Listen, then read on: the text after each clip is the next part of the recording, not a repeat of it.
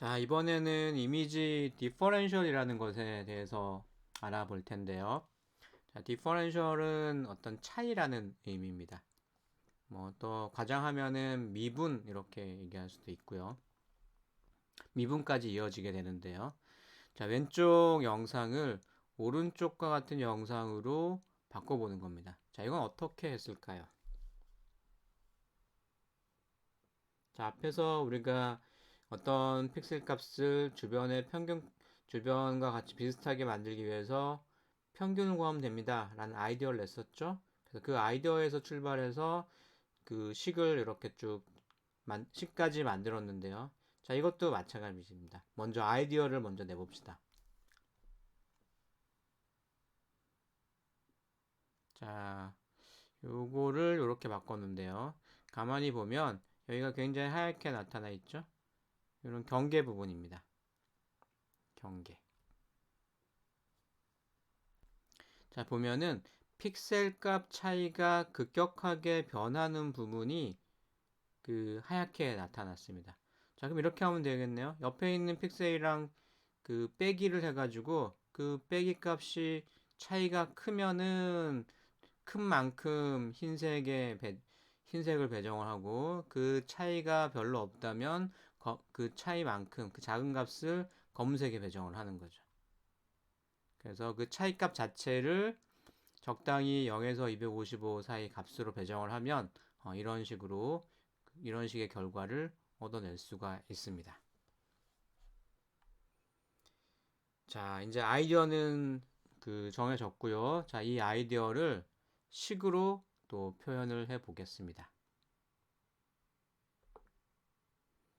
자, 갑자기 이제 이런 식이 나오는데요. 방금 아이디어랑 똑같아요. 그 말을 이렇게 표현을 한 겁니다. 자, 옆에 어떤 픽셀이 있는데 그 옆에 픽셀과의 차이를 계산을 하고 싶습니다. 그 차이를 어떻게 계산을 했냐면요. 어, 옆에 픽셀. 예를 들어 좌표가, 어, 아홉, 좌표하지 않고요. 그냥 옆에 픽셀이라고 하겠습니다. 그래서 X 좌표가 변하는 동안 픽셀 값이 변하는 정도. 요걸 계산해 볼 수가 있겠죠.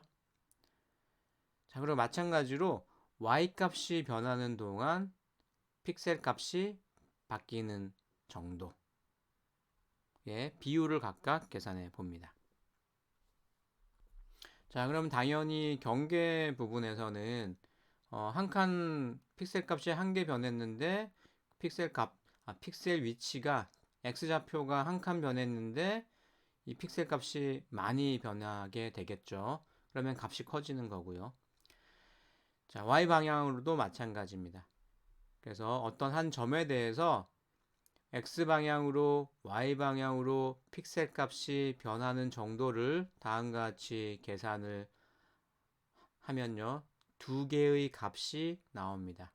자, 변하는 정도 비율을 표현할 때 이런 기호를 쓰는 게 좀 생소할 수는 있는데요. 뭐 기호에 너무 연연해 하지 말고요. 변화 비율. x 방향으로의 픽셀 값 변화율. y 방향으로의 픽셀 값 변화율이라고 보면 되겠습니다. 자, 값이 두 개니까 값 두 개를 하나로 모아놨죠?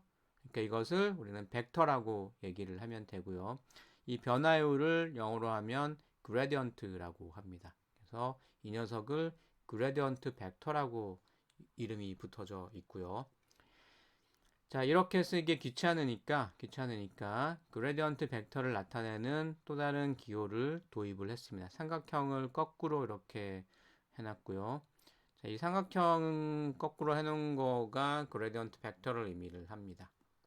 XY 좌표에서의 어떤 그레디언트 벡터라고 이렇게 표현을 합니다. 자, 벡터라는 것은 그 크기랑 방향을 갖고 있기 때문에 방향은 그 또 각도로 이렇게 우리가 표현이 가능하죠. 그래서 이 각각의 값을 이용을 해서 그 각도를 계산을 할 수가 있습니다. 아크 탄젠트를 이용해서 계산이 가능하고요. 자, 그리고 벡터이니까 그 벡터는 크기도 갖고 있죠. 자, 크기는 보통 이 원소 값을 제곱한 다음에 더하고 루트를 씌웁니다. 자, 그게 밑에 나와 있는 거고요. 그렇죠? 조 값을 제곱을 하고 이 값도 제곱을 하고 더한 다음에 루트를 씌웠습니다. 자, 그러면 벡터의 크기를 구했으니까 크기는 영어로 magnitude 이렇게 얘기합니다. 그래서 누구의 magnitude라면 그레디언트 벡터의 magnitude죠. 그래서 이렇게 부르고요. 기호로는 또 이렇게 나타냅니다. 절대값 같은 것을 써요. 자, 물론 더 엄밀하게 할 때는 여기다가 제곱을 쓰기도 하고요. 이걸 절대값으로 해서 더하고 할 때는 여기를 1로 쓰기도 하죠. 자, L1, L2 뭐 이런 말을 쓰기도 합니다. 자, 어쨌든 이렇게 해서 각 픽셀마다 그레디언트 벡터를 구하고 그 그레디언트 벡터의 크기를 이 픽셀 값으로 바꿔버리면 이런 영상을 얻어낼 수가 있습니다.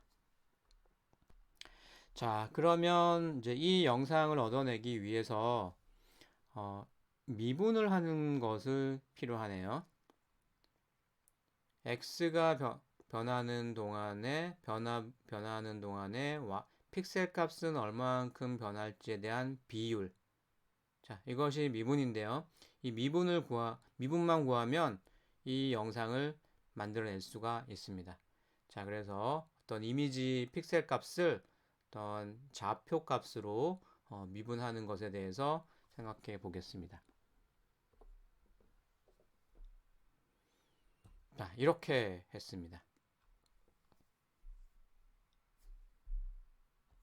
자, numerical derivative라고 이렇게 했는데요. 자, 여러분들이 고등학교 때 또는 대학 1학년 때 배웠던 그 미분은 대수적 미분입니다. 기호를 가지고 이렇게 미분을 하는 거고요. 자, 여기서는 곧바로 계산이 가능한 수치적인 미분은 이런 식으로 합니다.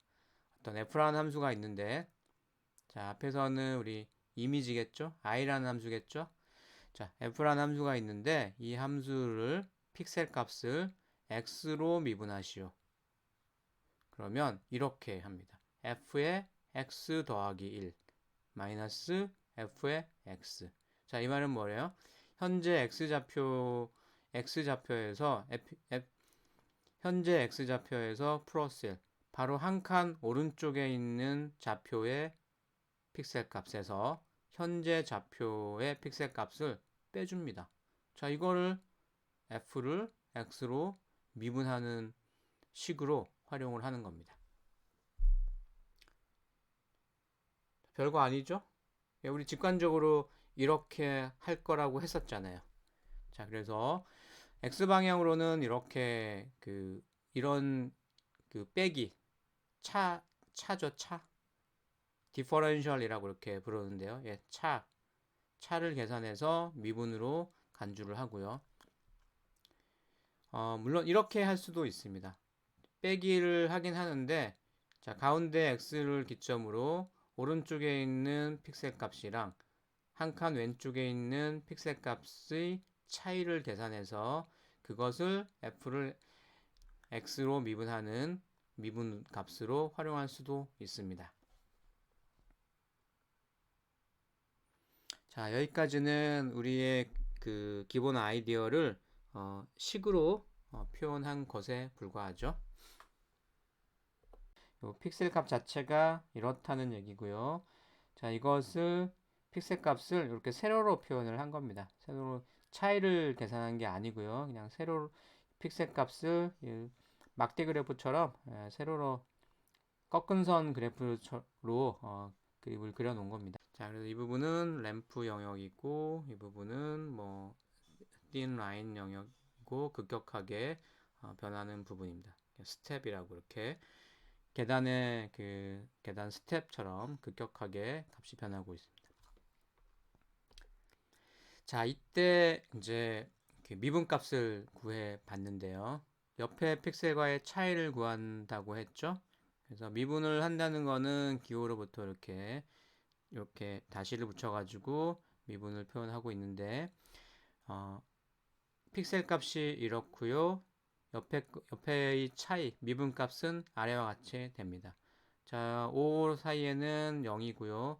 5, 4 사이에는 마이너스 1, 4, 3 사이도 마이너스 1, 2, 3 사이도 마이너스 1. 자, 이런 식으로 쭉 계산이 가능하겠죠. 자, 그리고 우리는 여기서 어떤 그 점이 하나 있는 거를 알고 있었고요. 여기가 그 직선이고 엣지가 되겠고요. 여기도 또 엣지가 될 수가 있습니다. 자, 이때 이 차이 값을 쭉 계산을 했는데 이것을 역시 또 꺾은선 그래프로 표현을 하면 이런 식으로 나옵니다. 이런 식으로 나옵니다. 자, 이때 이 절대값이 일정 수준 이상인 지점을 우리는 차이가 많이 나는 포인트로 뽑아낼 수가 있습니다. 그러면 여기가 뽑힐 테고요. 여기도 뽑힐 테고요. 여기도 뽑히겠죠? 자, 기준값을 좀 작게 가져가면 좀 뭐 0과 2 사이로 가져가면 자, 여기도 뽑히고 여기도 추가적으로 뽑힐 겁니다. 자, 우리가 앞에서 그 미분을 계산하기 위해서 바로 오른쪽에 있는 픽셀 값에서 왼쪽에 있는 픽셀 값을 빼는 식으로 계산을 했죠. 굉장히 직관적으로 우리가 수긍할 수 있는 식이었는데요. 자, 그런데 이게 알고 보면 그냥 직관적으로 나온 것은 아닙니다. 자, 본 슬라이드에서 그것이 유도된 과정을 설명을 하겠습니다. 자, 여러분들이 컴퓨터 공학은 엔지니어링이죠. 그래서 여러분들은 엔지니어인데요. 엔지니어가 꼭 알아두어야 할 시리즈가 있습니다. 자, 시리즈 하면은 뭐 어떤 드라마 시리즈가 생각날 텐데, 자, 우리가 공학에서 얘기하는, 수학에서 얘기하는 시리즈라는 것은 어떤 규칙을 갖고 쭉 더하기로 표현된 녀석을 우리는 시리즈라고 얘기합니다. 뭐 더하기, 뭐 더하기, 뭐 더하기, 뭐 더하기, 뭐 더하기 쭉 계속 더하기로 표현되는 녀석을 시리즈라고 하는데요. 특정한 어떤 특성을 갖고 있으면은 그 시리즈에 이름이 붙어 있겠죠. 자, 그래서 그 특정한 시리즈 중에 테일러라는 이름이 붙어 있는 시리즈가 있습니다. 자, 이 테일러라는 시리즈는 엔지니어가 꼭 알아두어야 할 시리즈입니다. 엔지니어는 뭐 하는 사람들이냐면 싼 비용으로 잘 비슷하게 동작하는 것을 만드는 게 목표인 사람들이죠. 경제성을 고려를 해서 뭔가를 만들어냅니다. 사이언티스트는요, 경제성 전혀 고려하지 않습니다. 만들면 돼요, 그냥. 자, 그래서 이 테일러 시리즈가 뭘 하는 녀석이냐면, 우리가 fx라는 값을 알고 있습니다. x라는 위치에서의 그 값을 알고 있어요. 자, 그럴 때 x 살짝 옆에 있는 녀석의 f 값을 알고 싶은 겁니다. 자, 그러면 그 살짝 옆에 있는 값을 h만큼 떨어져 있는 값이라고 본다면 이렇게 쓸 수가 있겠죠? x 더하기 h. 자, 이때 h는 굉장히 작은 값을 말합니다. 자, 그래서 f의 x 플러스 h의 값을 계산을 하고 싶은데 다음과 같이 더하기 꼴로 그 표현을 해서 계산을 할 수 있다고 합니다. 자, 가만히 보니까요. fx 값이랑 더하기, 그 다음에 아주 작은 값 h 곱하기 x에서의 미분값 더하기, 자, 2분의 1을 합니다. 2분의 1 하고 이번 h 제곱을 합니다. 제곱을 하고 x를 두 번 미분하고요.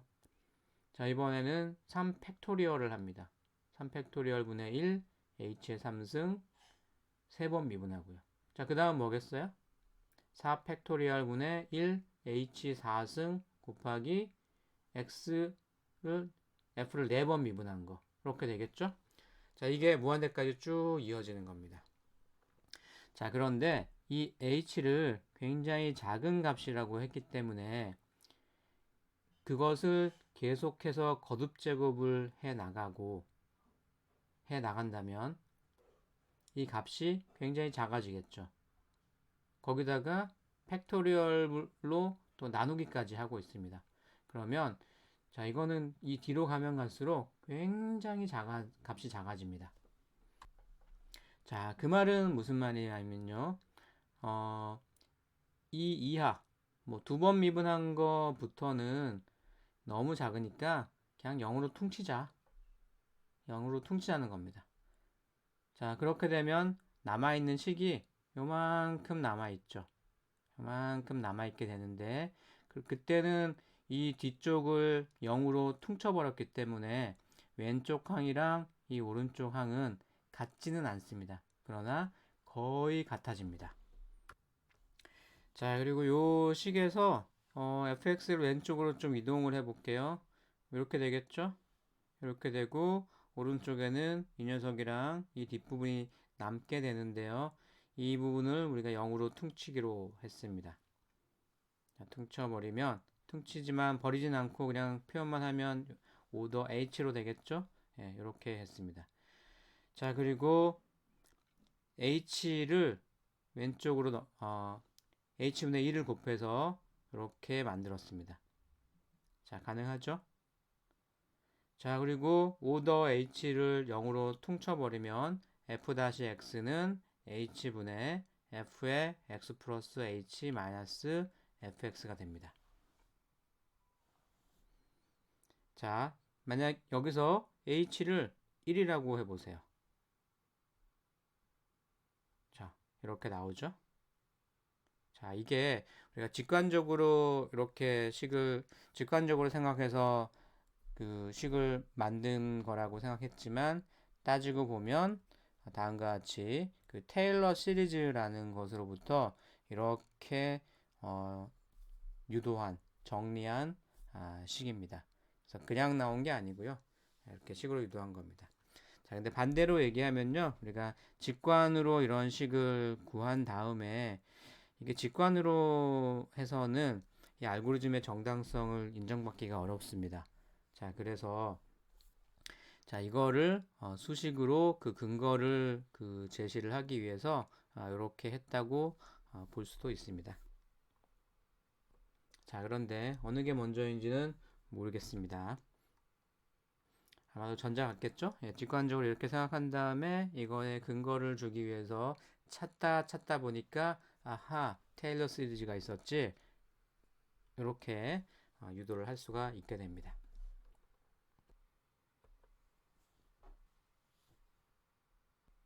자, 주변 값으로 x의 인근 값으로 마이너스 h가 양수라면 마이너스 h 왼쪽에 있는 그 살짝 왼쪽에 있는 값도 생각해 볼 수가 있죠. 자, 그런 경우에는 이 부호가 플러스 마이너스 계속 그 교차가 되는데요. 제곱일 때는 짝수, 홀수일 때는 음수 그런 식으로 그 시리즈가 표현됩니다. 자, 이때도 마찬가지로 식을 좀 이항을 해서 정리를 하면 fx 마이너스 f의 x 마이너스 h 자, 그리고 이쪽을 항을 이동한 거죠. 그러면 h의 f-x 이런 식으로 표현됩니다. 자, 이때 역시 이 뒤쪽 항을 그냥 퉁쳐버리면 오더 h가 되고요. f-x는 fx 마이너스 f의 x 마이너스 x 이렇게 표현이 됩니다.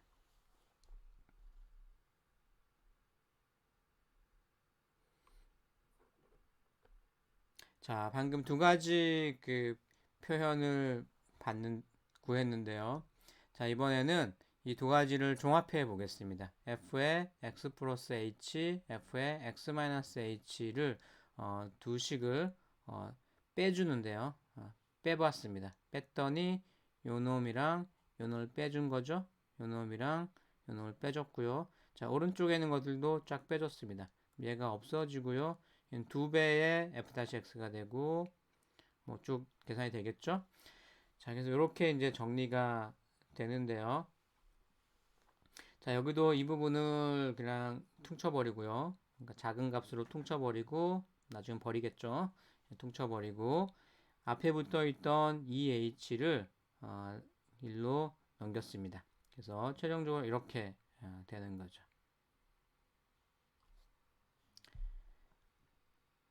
자, 그러면 h에다가 1을 집어넣으면 f의 x 플러스 1 마이너스 f의 x 마이너스 1이 되죠.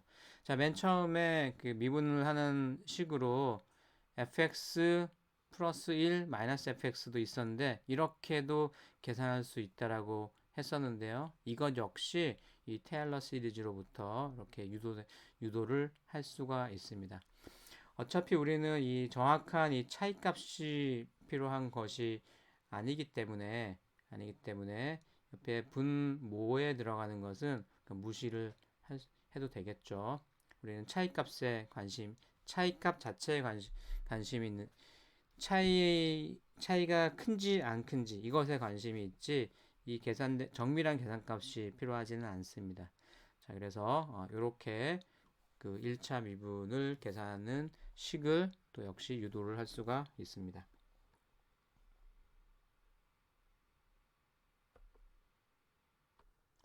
자, 그래서 그 미분하는 식이 이거였죠? f의 x 플러스 1 오른쪽에 있는 값이 픽셀 값이랑 그 왼쪽에 있는 픽셀 값을 빼주고 있습니다. 그래서 오른쪽에 있는 픽셀 값의 개수를 1이라고 보고요. 왼쪽에 있는 픽셀 값의 개수를 마이너스 1이라고 생각할 수 있겠죠. 자, 그리고 fx 위치에서는 개수가 0이라고 볼 수가 있습니다. 자, 그래서 요 그 미분식으로부터 그 커널을 이렇게 정의할 수가 있는 거죠. 자, 1, 0, 마이너스 1. 순서를 바꿨죠? 커널을 한번 이렇게 1차원이니까 이렇게 뒤집었다라고 생각을 하면 됩니다. 컨볼루션을 하기 위해서요. 자, 그리고 그것들을 이 입력 영상에 대해서 모든 픽셀에 대해서 그 계산을 하게 되면 왼쪽과 같은 입력 영상이 오른쪽과 같은 미분 영상으로 바뀌게 됩니다. 자, 이거는 가로 방향으로의 어떤 그 엣지가 두드러지는 그레디언트가 두드러지는 큰 영상이 되고요. 자, 마찬가지로 y축에 대해서도 1, 0, 마이너스 1 이렇게 그 해서 그 모든 픽셀에 대해 계산을 할 수가 있겠죠. 자, 이렇게 되면은 그 세로 방향으로의 어떤 그 그레디언트가 큰 부분이 두드러지게 되는 그 영상이 됩니다. 그레디언트 영상이 됩니다. 자, 여기 보면은 이런 어깨 라인 같은 경우가 굉장히 두드러져 있고요. 그 이쪽에서는 세로선, 바지선 등이 굉장히 두드러지게 보입니다.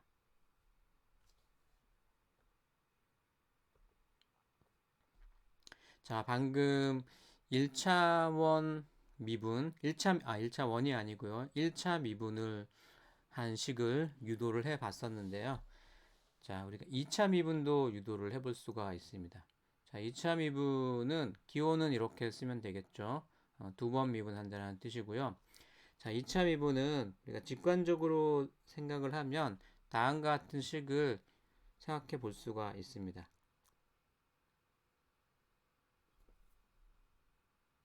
자, 이때 총 3개의 좌표가 필요한데요. 가운데가 x, 왼쪽이 x-1, 오른쪽이 x 더하기 1. 3개의 그 x를 생각해 볼 수가 있는데 두 번 미분한다는 거는 요렇게 한 번 미분하고 요렇게 한 번 미분하고 1차 미분이죠. 자, 그리고 요렇게 미분한 거 요렇게 미분한 거 두 개의 미분을 구하는 거죠. 자, 그렇게 되면은 2차 미분을 구했다라고 우리가 직관적으로 생각해 볼 수가 있습니다. 자, 그것을 식으로 표현한 게 이겁니다. 자, 가운데가 결국 두 번 빼지는 형태가 되고요. fx 플러스 1, f의 x-1, 마이너스 2의 fx 이렇게 정리가 될 수 있습니다. 자, 직관적으로 이제 이런 식을 생각해 냈는데요. 자, 이것도 역시 무엇으로부터 유도가 가능할까요?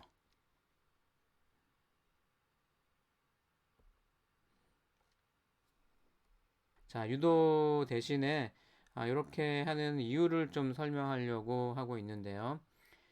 자, 이것이 1차 미분에 의해서 그려지는 그 그래프였는데요.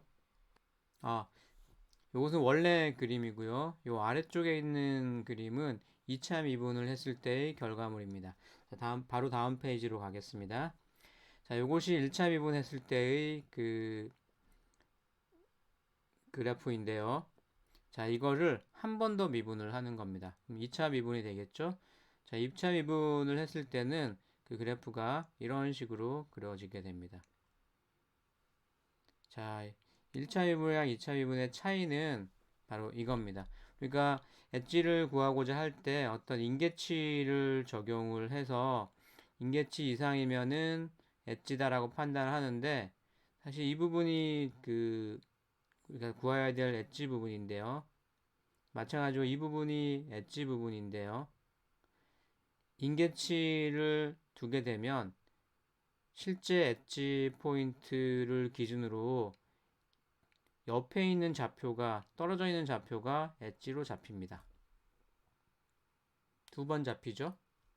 자, 이러한 문제가 있습니다. 한 번 미분하면 그러한 문제가 있습니다. 자, 그래서 이거를 두 번 미분을 하게 되면 다음과 같이 나옵니다. 우리가 찾으려고 하는 요 값이 자, 여기서는 0을 지나는 지점인데요. 그래서 제로 크로싱이라고 하는데 자, 우리는 제로 크로싱 되는 지점을 사실은 찾는 것이 더 좋겠죠. 자, 그래서 이 제로 크로싱 되는 지점을 찾는 방법이 이거를 한 번 더 미분하는 겁니다. 그리고 그 미분 값이 일정 크기 이상의 지점을 찾아내는 거죠. 이 그림이 좀 약간 쉬프트가 돼 있어서 그런데요. 여기가 바로 여기 제로 크로싱 되는 부분입니다. 자, 여기가 바로 여기 제로 크로싱 되는 부분입니다.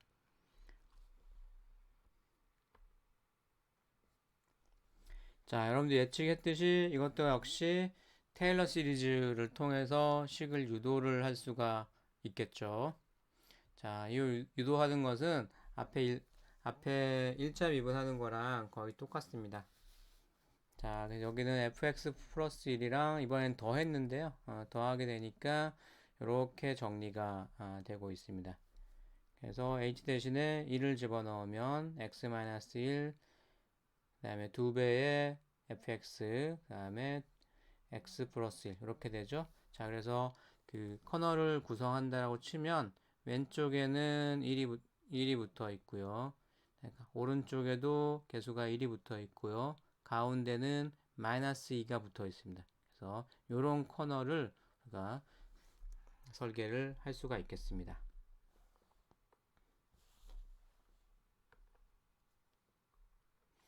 자, 우리가 직관적으로 또는 테일러 시리즈를 통해서 1차 미분, 2차 미분 식을 우리가 구했는데요. 자, 근데 이런 미분식은 데리베이티브 연산자는 노이즈에 상당히 영향을 많이 받습니다. 취약합니다. 자, 여기 얼룩말 패치인 것 같은데요. 오른쪽으로 갈수록 솔트 앤 페퍼 노이즈가 굉장히 심해지고 있습니다. 자, 이때 데리베이티브 연산을 적용을 하게 되면 이런 그레디언트 영상을 얻게 되는데요. 자, 노이즈에 의해서 미분 영상도 굉장히 노이즈가 심합니다. 자, 그래서 numerical derivative를 쓰게 되면은 이 노이즈를 오히려 강조하게 되고요. 오더가 클수록 더 높은 오더일수록 이러한 현상이 심해집니다. 1차 미분보다는 2차 미분이 더 심하게 노이즈에 영향을 받게 됩니다. 자, 그럼 이거의 해결책을 좀 생각해 볼 수가 있을 텐데요. 자, 직관적으로 드는 생각은 이거겠죠? 블러링을 한 후에 데리베이티브를 취하면 좋겠죠. 자, 그 말은 뭐냐면 블러링 하기 위한 박스 필터나 가우시안 필터를 적용한 다음에 또다시 데리베이티브 필터를 적용을 한다는 얘기입니다. 필터링을 두 번을 하면 우리 원하는 결과를 얻을 수가 있습니다. 자, 그런데 살짝 불합리해 보이죠? 두 번 적용하는 것이 아니고 이거를 하나로 통합되어 있는 것을 한 번만 적용하는 게 훨씬 낫겠죠. 자, 그렇게 해서 나온 게 바로 이런 모양의 필터입니다. 자, 얘는 가만히 보면요. 차분이죠? 엣지를 구할 수 있는 녀석이죠? 2차 미분한 거고요. 2차 미분에 대응되는 그 커널입니다. 자, 이거는 뭔가요? 값이 다 똑같죠? 예, 박스 필터에 해당하는 커널입니다. 자, 이 두 개를 조합을 한 게 바로 이겁니다. 자, 이거를 우리는 프리윗 오퍼레이터라고 하고요. 박스 필터를 적용하면 영상이 좀 블러링 해지죠? 노이즈가 좀 사라집니다. 자, 거기다가 그 차분 커널을 적용해서 엣지를 구하게 됩니다. 자, 이 두 개를 합쳐 놓은 게 이겁니다. 자, 우리가 소벨 오퍼레이터라고 불리우는 커널인데요. 자, 이거는 이렇습니다. 121, 10 마이너스 이거를 두 개를 합쳐 놓은 겁니다. 자, 얘는 엣지를 구하는 그 2차 미분이죠. 2차 미분 커널이고 앞에 1, 2는 뭘까요? 예, 가운데 값이 크고 양쪽이 값이 작죠? 예, 가우시안 커널을 약간 흉내낸 겁니다. 자, 그래서 이 소벨 연산자의 커널 값이 이렇게 나오게 된 것은 가우시안 필터를 한번 적용하고 거기에 엣지를 구하기 위한 2차 미분 커널을 적용을 한꺼번에 한 것이 바로 그 소벨 오퍼레이터가 되겠습니다.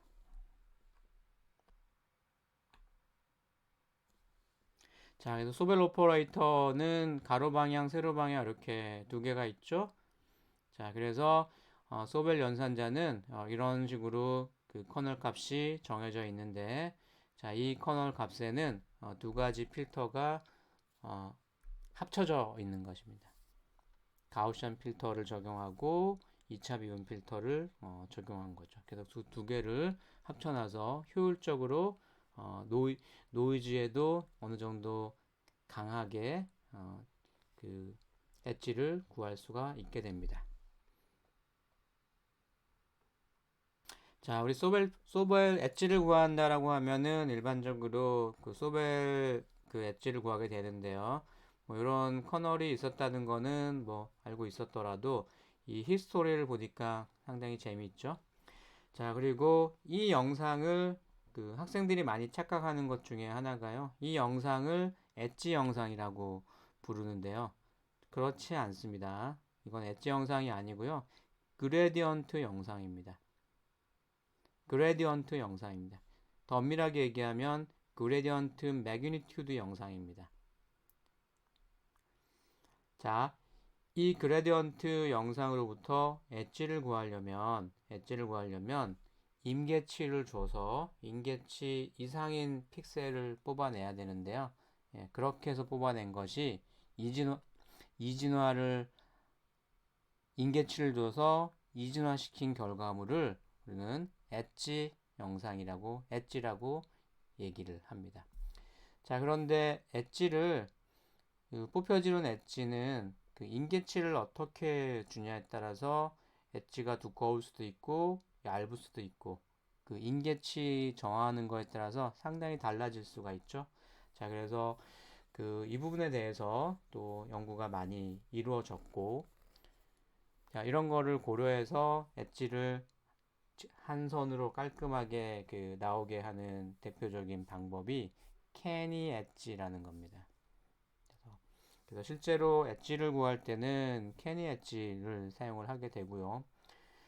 어떤 영상의 각도라던가 방향이라던가 이런 거를 좀 분석을 하는 것이 필요하다면 소벨 오퍼레이터를 적용해서 그레디언트 이미지까지 만들고 그 그레디언트 이미지로부터 어떤 다른 정보를 추가적으로 그 뽑게 됩니다. 자, 그 이후에는 컨트라스트 인핸스먼트 하는 그 필터들이 좀 소개가 되고 있는데요. 그 대표적인 게 라플라시안이라는 겁니다. 자, 이것도 뭐 설명을 하자면 계속 길어지니까요. 뭐 그런 게 있다. 라고 넘어가고요. 전부 다 이런 필터를 뭐 유도를 해서 이렇게 커널을 그 설계를 했었습니다. 그래서 초창기 영상 처리에서는 이 커널 값을 어떻게 할지를 일일이 그 유도를 해서 그 특성을 분석을 하고 그, 그 필터를 설계를 했었습니다. 이게 이제 그 주요 하는 일이었겠죠. 자, 그래서 라플라시안 그 커널을 사용하게 되면 이런 결과물을 얻을 수가 있는데요. 이 결과물이랑 이 결과물을 활용하는데 빼주게 됩니다. 그래서 오리지널 영상이랑 이 라플라시안을 통해서 나온 그 결과물을 빼주게 되면 여기가 약간 노이즈성 영상이라서 이렇게 훨씬 더 선명한 그러한 영상을 얻어낼 수가 있습니다. 뿌옇죠? 근데 이걸 빼줌으로써 선명한 영상이 얻어집니다. 자, 이것도 재밌겠죠? 자, 이것도 마찬가지로 그 라플라시안 필터를 적용하고 빼주는 과정이 두 단계로 이루어져 있는데요. 자, 이거를 한 단계로 또 잘 식을 정리를 하면 한 단계 만에 이런 결과물을 얻어낼 수가 있게 됩니다. 그래서 식을 쭉 정리를 해서 앞에 개수를 뽑아내서 커널로 이런 식으로 만들어낼 수가 있습니다. 그래서 이런 커널들을 그 적용을 하게 되면요. 자, 요것만 예로 들자면 이렇게 쭉 뭔가 정리를 해봤더니 가운데는 5고요. x 플러스 1 y 바로 오른쪽은 마이너스 1이고요. x 마이너스 1 y도 마이너스 1입니다. 여기 마이너스 1입니다. 자, 그리고 x y 플러스 1. 자, 여기도 마이너스 1이고 y 마이너스 1. 여기도 개수가 마이너스 1입니다. 나머지는 0인 거죠. 자, 그래서 이렇게 정리를 해서 이렇게 커널을 만들면 우리가 원하는 그 결과물을 뭐 원하는 결과물을 한 번에 계산해주는 그러한 커널을 설계를 할 수가 있게 됩니다. 자, 재밌죠? 자, 이런 식의 그 아이디어를 적용해서 좀 영상을 선명하게 하는 그 방법론을 좀 더 확장시켜 놓은 게 뭐 하이부스트 알고리즘이라는 거고요. 의료 영상을 선명하게 할 때 많이 쓰여 왔습니다. 자, 그 다음은 자, 이런 필터링을 통해서 영상을 선명하게 하는 컨트라스트를 높이는 방법 말고 약간 확률 통계의 그 이론을 기반으로 영상을 선명하게 바꾸는 방법론이 있습니다. 그게 뭐냐면 히스토그램 이퀄라이제이션인데요. 자, 왼쪽 영상에 대해서 히스토 이퀄라이제이션을 하게 되면 오른쪽과 같은 영상을 얻어낼 수가 있습니다. 자, 이때 히스토그램을 확인을 해보면 이게 약간 영상이 뿌옇죠? 그 말은 이 픽셀 하나하나가 가질 수 있는 값의 범위가 0에서 255인데 어느 일부분만 사용하고 있다는 얘기입니다. 그래서 픽셀 값을 누적한 히스토그램을 살펴보면 이 경우에는 여기 110 정도에서 200 사이에 좀 픽셀 값들이 몰려 있는 걸 볼 수가 있습니다.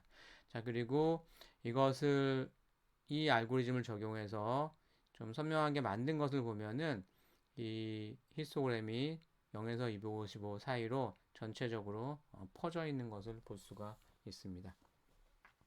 자, 그리고 이때 이 검은색 그 그래프가 하나 있는데요. 자, 이거는 이 히스토그램의 높이를 누적을 시킨 녀석입니다. 자, 여기서는 0이니까 누적된 것도 0이다가 빨간색이 있는 부분부터는 급격하게 증가를 하겠죠. 예, 여기까지 가게 되면 더 이상 증가하지 않습니다. 자, 오른쪽에 있는 것은 뭐 이런 식으로 쭉 점진적으로 증가하는 그러한 모습을 보여줍니다. 자, 그러면 어떻게 하면은 이런 영상을 이렇게 바꿀 수 있을까요? 그 방법론을 생각해 봐야 되는데요. 자, 여기 앞에 히스토그램이 붙어 있으니까 뭔가 히스토그램을 이용해서 하면 되겠다는 생각이 듭니다. 자, 그런데 근본적으로는 히스토그램을 이용을 하는 거지만 직접적으로는 이 히스토그램을 통해서 얻어낸 이 그래프를 이용을 합니다. 그래서 이런 그래프를 이용을 하게 되는 게 히스토그램 이퀄라이제이션입니다.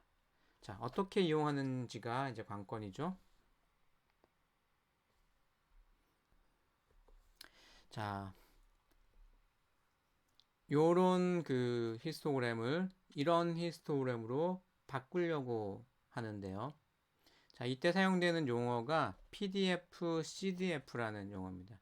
만약에 이 넓이를, 빨간색의 넓이를 1로 만들어주면 확률 분포 함수가 되는데요. 자, 우리 확률 분포 함수를 엄밀하게 부르면 probability density function이라고 이렇게 얘기를 합니다. 그리고 이 확률 분포 함수의 값을 누적해 놓은 이 함수를 누적했다라고 해서 cumulative density function, CDF라고 이렇게 얘기를 합니다. 자, 그럼 우리가 주어진 문제를 어떻게 생각할 수 있냐면요. 이 왼쪽의 히스토그램, 자, 확률로 말하자면 PDF죠.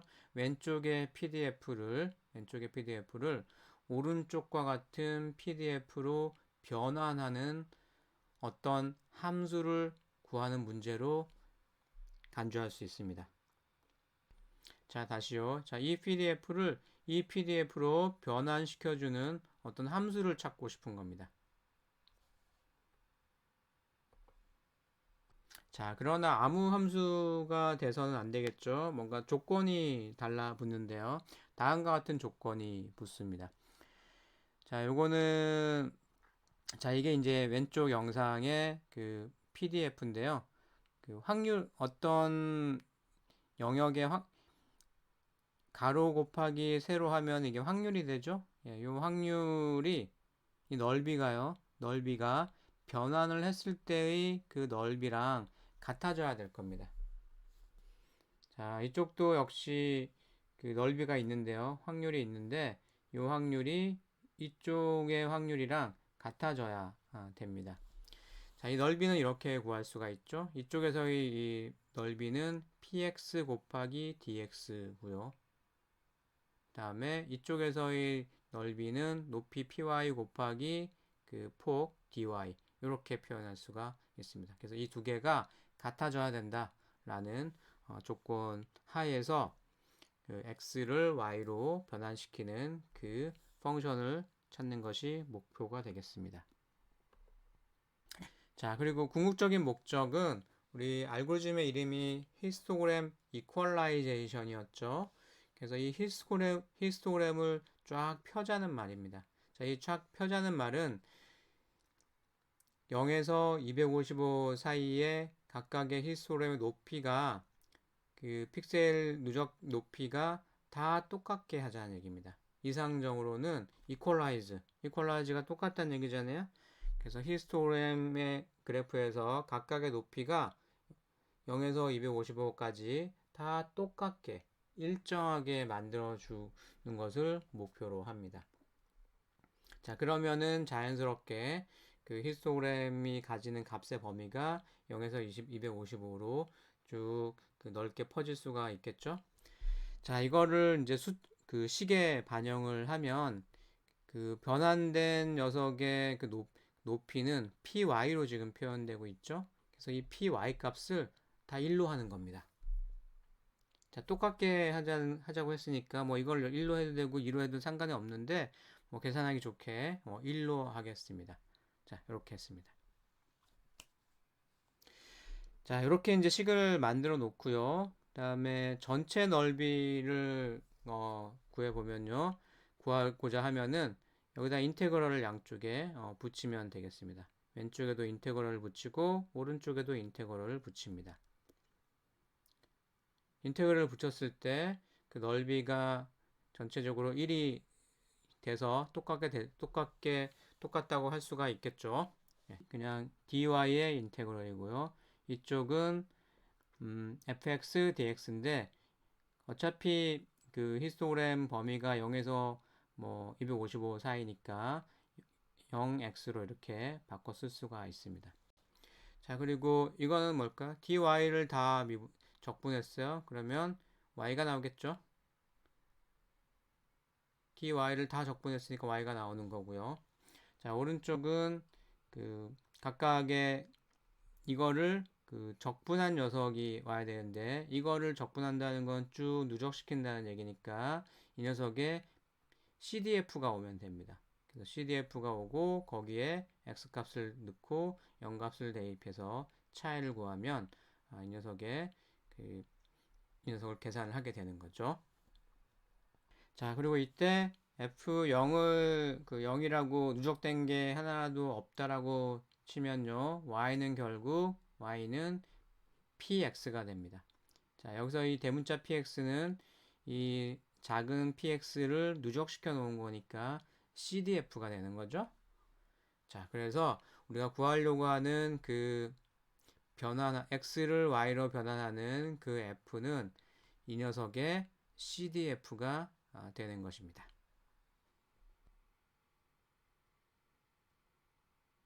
자, 그래서 히스토 이퀄라이제이션에서 어떤 픽셀 값을 다른 픽셀 값으로 변환시켜 주면 되는데요. 그 변환시켜는 그 함수로서 이 CDF를 사용을 하게 되는 것입니다. 자, 좀 시간이 걸리긴 했지만 그 아주 간단한 그 소벨 연산자 또는 뭐 라플라시안 오퍼레이터 또 그 히소 이퀄라이제이션 뭐 이런 것들이 만들어진 그 배경을 근본 원리를 좀 살펴봤는데요. 자, 영상 처리에서는 뭐 그 방금 소개한 거 말고도 더 어드밴스드 강화된 내용으로 여러 가지 토픽들이 있습니다. 그래서 몇 개만 제가 좀 정리를 해봤는데 뭐 그 필터링 하는 것 중에 바이레터럴 필터, 뭐 가이드 필터 이런 것도 있고요. 논 로컬 민이라고 노이즈 제거에 탁월한 방법도 있고요. 자, 엣지 디텍터 중에서는 캐니 엣지 디텍터가 굉장히 좋고요. 또 컨트라스트 인핸스먼트 기법으로는 아까 하이 부스트 뭐 이런 알고리즘이 있다고 했는데 그거랑 같은 아이디어 방법론이 레티넥스라는 방법입니다. 자, 이런 것도 있고요. 히스토그램 이퀄라이제이션은 또 종류가 또 다양합니다. 로컬하게 그 히스토그램을 이퀄라이즈 하는 거를 로컬 히스토그램 이퀄라이제이션이라고 하고요. 또 뭐 다른 이름은 어답티브 히스토그램 이퀄라이제이션 이런 것도 있고 히스토그램 이퀄라이제이션을 적용할 때 특정 픽셀에서 너무 픽셀 수가 많으면 이퀄라이제이션 결과가 이상해집니다. 그래서 그거를 좀 조절하는 방법론도 있고요. 또 지금 영상을 뿌옇게 만들고 또 선명하게 만들고 엣지를 구하고 뭐 이런 것도 있지만 그 영상이 뿌옇게 된 걸 안개가 꼈을 때 좀 선명하게 만드는 그런 알고리즘도 있습니다. 그래서 디헤이징이라는 알고리즘도 있고요. 자, 그리고 필터링을 할 때 좀 속도 개선을 하기 위해서 사용할 수 있는 방법론이 인테그럴 이미징이라는 게 있습니다. 이거는 그 얼굴을 고속으로 검출하는 그 캐스케이드 페이스 디텍터 AWS 거기서 사용했던 방법이고요. 한동안 그 속도 개선하는 데서는 상당히 오랫동안 사용된 지금도 뭐 사용하기 좋은 그 알고리즘입니다. 자, 마지막으로 그 한마디 더 붙이자면 여러분들이 공부를 할 때 아무래도 학부생이기 때문에 뭐 사용 방법론에 치우치는 경우가 많습니다. 자, 그렇지만 여러분들이 사용법만 익혀서는 그 문제에 부딪혔을 때 해결하는 능력을 갖추기가 어렵습니다.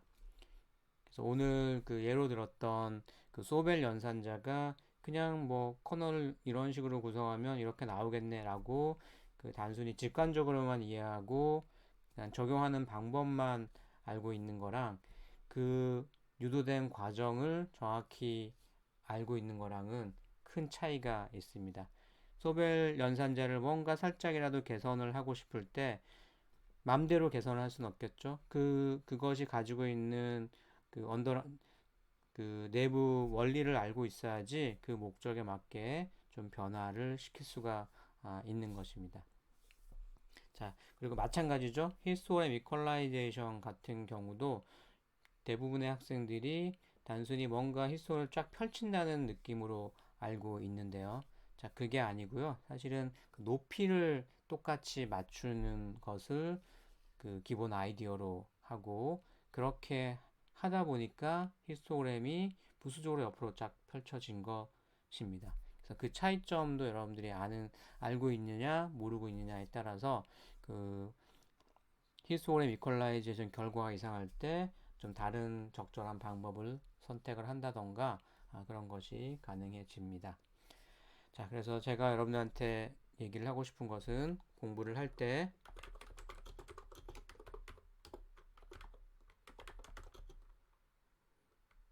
근본을 네.